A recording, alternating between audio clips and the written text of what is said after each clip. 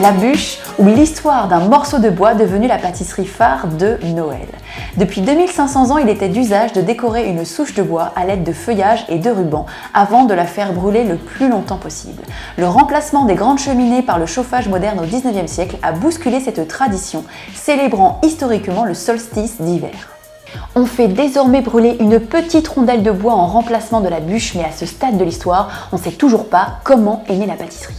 Désigné en 1920 comme un biscuit roulé avec une crème au beurre, au moka ou au chocolat, le débat sur la paternité du gâteau va bon train.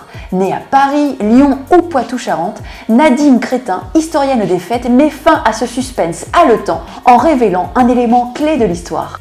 En 1870, un pâtissier parisien dénommé Quillet invente la crème au beurre, ce qui fait de lui le père le plus probable de ce biscuit roulé.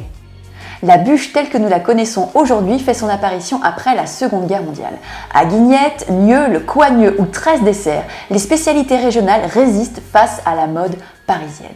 En 2010, l'Ordre culinaire international met au monde sur le parvis de la Défense la plus grande bûche de l'histoire mesurant 207,80 mètres.